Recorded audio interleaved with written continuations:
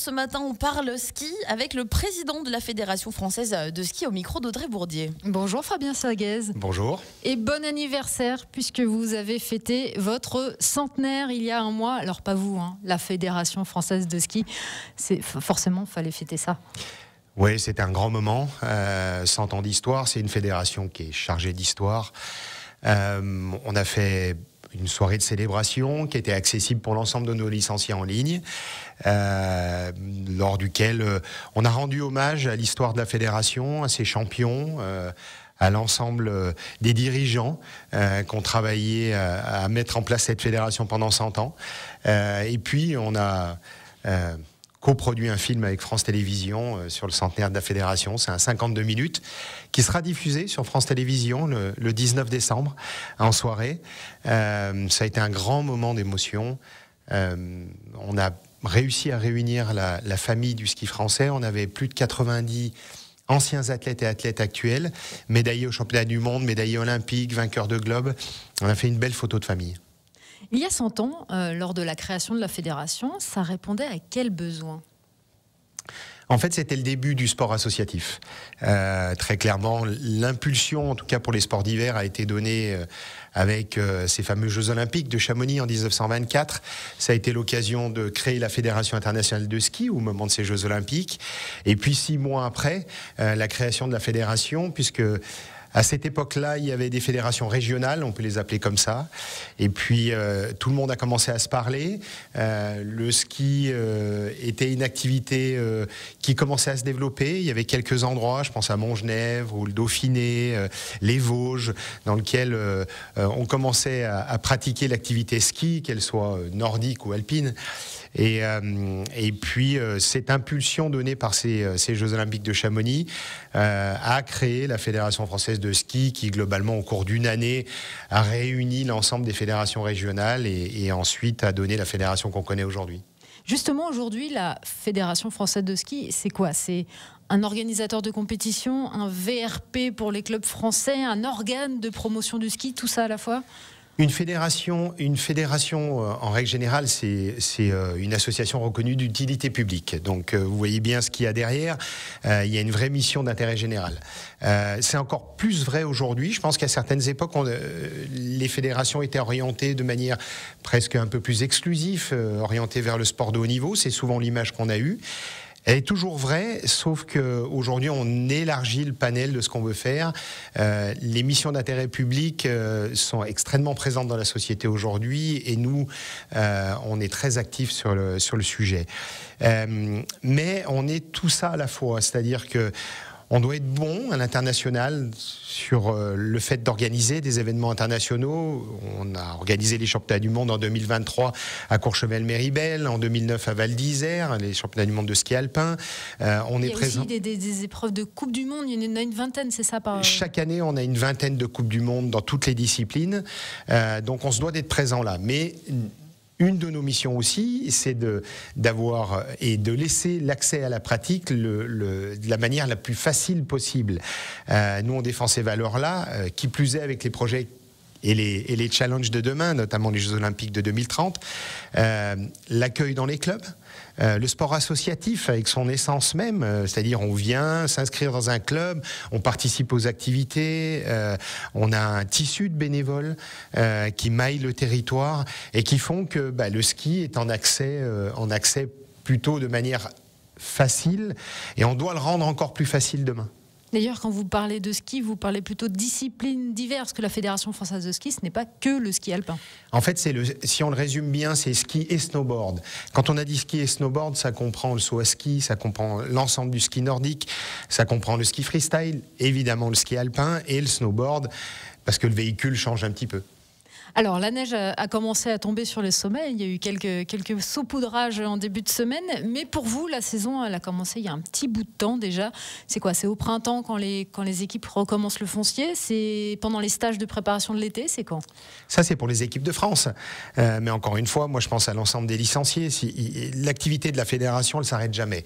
En fait, elle est 365 jours par an. L'ensemble des clubs s'occupent des licenciés. Certains proposent des programmes durant le printemps, durant l'été, durant l'automne, de la marche nordique, l'hiver de la raquette, de la randonnée, évidemment du ski nordique ou du ski alpin. Donc en fait on a une activité au long cours. Il y a toujours du mouvement à la Fédération française de ski, quelle que soit la saison. Évidemment, les équipes de France, elles, ont un tout petit break au printemps et puis le reste de l'année s'entraînent ou vont faire des compétitions. Évidemment, sont en permanence sur le pont. Alors, on va quand même parler du haut niveau, puisque ce week-end, il y a une étape de ski alpin qui est prévue, celle de Lévis en Finlande, avec des slaloms. Il y a eu Zolden il y a 2 semaines avec les géants. Comment vous prenez ces premières étapes? Est-ce que c'est un test? Est-ce que c'est une manière de voir où on en est? On peut pas prendre. On est un sport saisonnier, donc quand on va à Zolden, c'est pour essayer de faire les meilleurs résultats possibles. Parfois, on est en position de gagner, parfois pas. Donc non, c'est pas un test. Il se trouve que les premières épreuves de la saison, c'est toujours le moment de valider l'ensemble de la période d'entraînement. Donc ça a une importance un peu particulière. Zolden, cette année, était très particulier puisque vous avez remarqué que le plus grand skieur de l'histoire a recommencé à faire de la compétition après 5 ans d'arrêt. Je pense à Marcel Hirscher, évidemment. Donc ça a donné un focus particulier. Mais non, la saison démarre sur les chapeaux de roue. Il faut être performant dès les premières épreuves, notamment quand on est en capacité de jouer les classements généraux ou de se positionner pour aller chercher une médaille dans les grands événements. Ça sera les championnats du monde cet hiver pour toutes les disciplines. Oui, ça va être un hiver très chargé. Extrêmement chargé. On va rester dans une zone géographique qui est relativement proche de la France, puisque on ira en Suisse, on ira en Autriche, on ira en Norvège. Effectivement, les championnats du monde, c'est aussi un temps important. On le voit à chaque fois. Il y a des athlètes qui sont capables de créer la surprise. Il y a des athlètes qui vont finalement pérenniser leurs résultats qu'ils ont réalisé tout au long de l'hiver. Donc oui, c'est important pour nous. Et surtout, ça préfigure d'une année olympique à Milan-Cortina l'année prochaine. On va y revenir. Mais d'abord, le calendrier de ski alpin a dû être modifié à plusieurs reprises l'année dernière. À cause du manque de neige, les autres disciplines aussi ont été touchées, notamment le nordique où les stations sont moins hautes. À quel point, aujourd'hui, c'est une source d'inquiétude pour vous ? Ça l'est, c'est totalement présent. Aujourd'hui, le réchauffement climatique, arriver à changer les habitudes. Et quand je dis ça, c'est les nôtres sur le plan national, mais c'est aussi arriver à faire, je le dis comme ça, un peu de diplomatie du ski pour arriver à trouver une entente commune entre tous les pays. Parce que nous, on a le prisme français sur le réchauffement climatique qui est extrêmement sensible, beaucoup plus que dans plein d'autres pays à l'international. Non pas qu'ils ne sont pas concernés, mais ils n'ont pas tout à fait la même approche. Donc on œuvre beaucoup de ce côté-là. Moi, je suis élu dans les 2 fédérations internationales, l'IBU et la FIS. On travaille sur la possibilité d'aborder les calendriers à partir de 2026 de manière un peu différente. Il y a 2 mots majeurs sur l'approche des calendriers, c'est la latitude et l'altitude. Parce que évidemment le réchauffement climatique nous amène à monter un peu en altitude, ou en tout cas à aborder les choses en fonction de la période dans la saison, c'est-à-dire est-ce qu'on replace des événements en début de saison comme on a l'habitude de le faire, ou est-ce qu'on bouge et qu'on vient un peu au cœur de l'hiver pour être sûr de se garantir l'enneigement et d'avoir des organisations qui soient acceptables sur le plan du bilan. Et pour les athlètes, est-ce que mentalement, c'est pas quelque chose auquel ils doivent se préparer aujourd'hui ? En fait, ils sont concernés. Ils adaptent la partie réchauffement climatique, sensibilité autour du réchauffement climatique. Ils adaptent leur stratégie personnelle d'entraînement autour de ça également. C'est un des facteurs. Faut pas leur demander de tout révolutionner aux athlètes. C'est pas à eux de le faire. Je pense qu'il y a des structures autour d'eux. Nous, aujourd'hui, on a créé une commission des athlètes au sein de la Fédération française de ski, dans lequel c'est l'un des sujets qu'on aborde avec eux. En termes d'approche, pour l'ensemble du dispositif, et à la fois pour aborder sur le territoire national un vrai changement sur l'organisation de nos courses. Et puis la deuxième chose, c'est de porter des valeurs et des valeurs communes entre les instances et les athlètes et leurs représentants auprès des fédérations internationales. Donc oui, je pense qu'ils sont extrêmement concernés, comme nous on l'est. Je crois que dans ce domaine-là, il faut aussi il faut être très clair, il faut qu'on soit capable d'assumer, parfois même des contradictions, parce que vous savez, quand vous signez des contrats en matière de droit télé, marketing, ainsi de suite, c'est du moyen terme. Donc on n'a pas la capacité de changer en 6 mois la totalité du calendrier à l'international. Par contre, on peut amener un certain nombre d'idées qui, dans la nouvelle période olympique 2026-2030, vont être possibles de mettre en place pour les futurs calendriers. Fabien Saguez, le président de la Fédération française de ski, est notre invité jusqu'à 9h30. Mont-Blanc, nous sommes avec Fabien Saguez, président de la Fédération française de ski. Alors, juste avant la pause, on parlait du calendrier qui doit être modifié, mais ça c'est un risque inhérent au ski. Il y a toujours eu la météo, maintenant il y a de plus en plus le réchauffement climatique qui rentre en compte. Et puis, il y a aussi un autre dossier qui est apparu l'hiver dernier, toujours concernant le calendrier, celui de l'intensité des compétitions de ski alpin, notamment à cause de ça. Il y a eu plusieurs chutes grave cet hiver, on pense à celle d'Alexis Pinturo, mais pas que. Les athlètes ont demandé à ce qu'il y ait une réflexion sur le calendrier, le rythme de compétition. Est-ce que ça s'est fait ? Je suis désolé de vous contredire un petit peu, mais c'est pas que le rythme imposé par le nombre de courses pendant l'hiver. Il y a beaucoup de facteurs qui rentrent en ligne de compte. Il faut les aborder, les apprécier. La qualité de la neige, est-ce qu'il y a beaucoup d'enneigement, est-ce qu'il n'y en a pas beaucoup, est-ce que les pistes sont dures, est-ce que le relief est marqué. Bon, il y a beaucoup de choses. Il y a aussi la qualité de l'entraînement et de l'entraînement physique durant la période estivale qui s'est énormément améliorée et qui augmente les performances des athlètes sur les skis et donc qui augmente les contraintes. Ceci étant, moi je suis de ceux qui pensent que le calendrier doit être un peu allégé, effectivement. Je pense qu'on doit avoir 1 ou 2 périodes dans l'hiver avec des week-ends de break. Ça veut dire accepter finalement d'être un peu moins exposé, mais de manière plus qualitative au moment où on s'expose. Donc ça peut effectivement aider. Il faut qu'on travaille aussi sur la partie matérielle, la partie tracé, la partie vitesse. Peut-être revenir à moins de vitesse ? En tout cas, il faut aborder ce sujet-là et aborder ces sujets-là avec des datas claires. Et il y a en ce moment tout un tas d'études qui sont en train d'être faites, notamment par l'université d'Innsbruck, qui est un peu spécialiste en la matière, et que sur ces datas, que les datas nous donnent en fait des informations pour pouvoir adapter le calendrier, notamment au regard des skieurs polyvalents. Il faut aussi que dans les règlements, on soit peut-être capable d'alléger un peu la pression autour des points marqués pendant l'hiver. Je sais pas, ça pourrait être de dire qu'il y a peut-être 2 épreuves par discipline pendant l'hiver qui sont pas pris en compte sur les classements généraux, qui permettrait peut-être à des moments de faire des impasses. Comme ce qu'il y avait jusqu'à récemment pour le biathlon. Exactement.